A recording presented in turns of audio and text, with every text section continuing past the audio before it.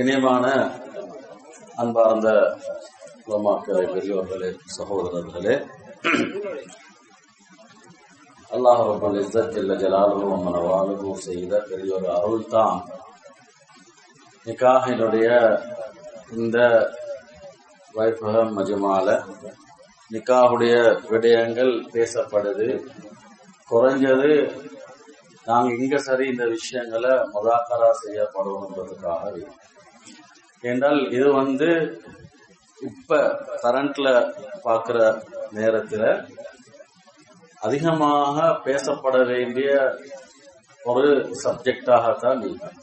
கணவன் ரெஸ்பான்சிபிலிட்டி என்ன, மனைவியோட ரெஸ்பான்சிபிலிட்டி என்ன, ஹஸ்பண்ட் அண்ட் ஒய்ஃப், கணவன் மனைவி எப்படி அவனோட வாழ்க்கையை அமைச்சு கொள்ளும். இன்றைக்கு எல்லாமே டைம் பிஸி காரணமாக படிக்கிறது, அதை பத்தி விளங்குறது அதிகமாக நாங்க அதுல ஒரு குறை செய்யக்கூடிய ஒரு நிலைமைனால குடும்ப வாழ்க்கைகள் பிரச்சனைக்கு போயிட்டு கொண்டு. அப்ப இது கட்டாயம் ஒவ்வொரு விஷயத்தையும் நாங்க படிக்கணும். கல்யாணம் முடிச்சவங்களும் படிக்கணும், முடிக்க இருக்கிறவங்களும் படிக்கணும்.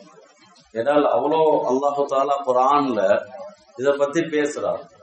தனி சூறாவே இறக்கிருக்கிறான் நிக்காஹுடைய விடயத்துல, கணவன் மனைவியுடைய விடயத்துல.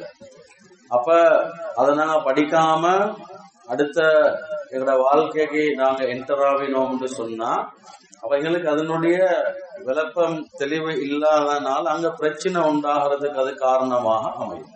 சிலவங்க தலாக்குக்கு ஃபத்வா கேக்குறாங்க.